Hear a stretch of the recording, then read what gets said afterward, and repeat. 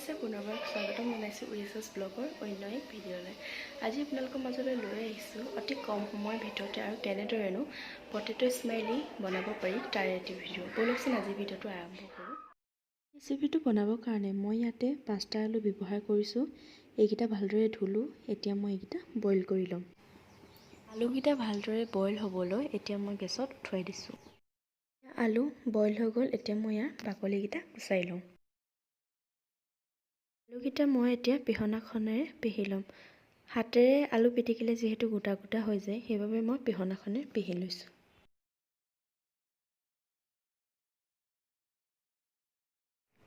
আলুৰ দৌৰটোত প্ৰথমে মই ব্যৱহাৰ কৰিম অলপ চুজি, তাৰপিছত অলপ জিৰা গুড়ি, তাৰপিছত অলপ জালুকৰ গুড়ি, অলপ ৰেড চিলি আৰু অলপ নিমখ মিহলাই ল'ম। এতিয়া গোটেইখিনি ভালদৰে মিলাই আমাৰ আলু দৌৰটো ৰেডি কৰি লওঁ।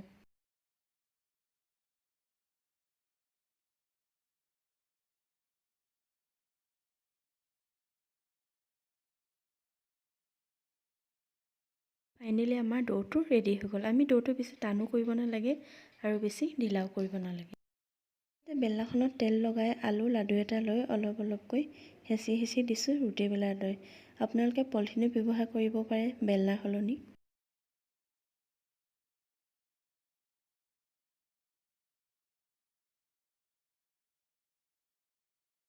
মই ইয়াতে ৰাউণ্ড শ্বেপকেইটা বনাবলৈ মুখনি এখন ব্যৱহাৰ কৰিছোঁ। আপোনালোকে বাতি নাইবা গিলাচো ব্যৱহাৰ কৰিব পাৰে।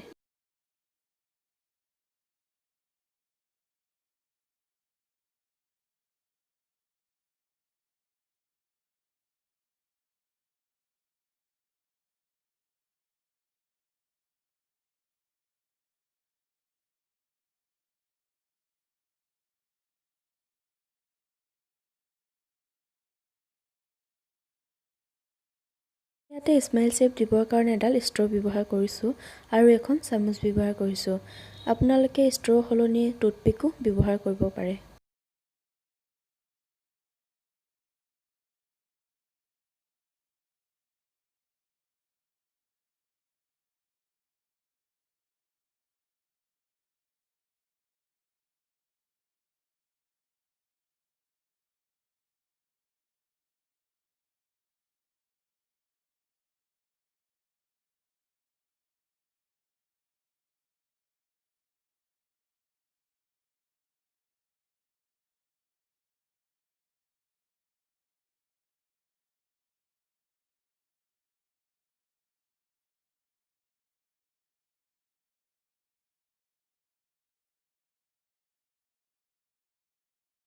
আৰু ফাইনেলি আমাৰ স্মাইলিখিনি ৰেডি হৈ গ'ল।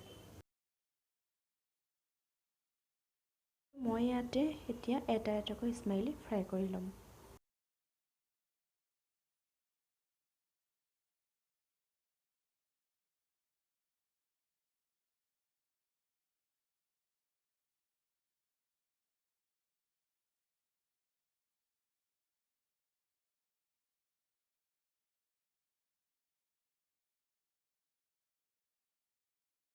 ফাইনেলি আমাৰ পটেটো স্মাইলি ৰেডি হৈ গ'ল। আজিৰ ভিডিঅ'টো ইমানতে সামৰণি মাৰিছোঁ। আশা কৰোঁ ভিডিঅ'টো চাই ভাল পালে। যদি ভিডিঅ'টো চাই ভাল পালে তেন্তে like, share, comment and subscribe কৰিবলৈ নাপাহৰিব।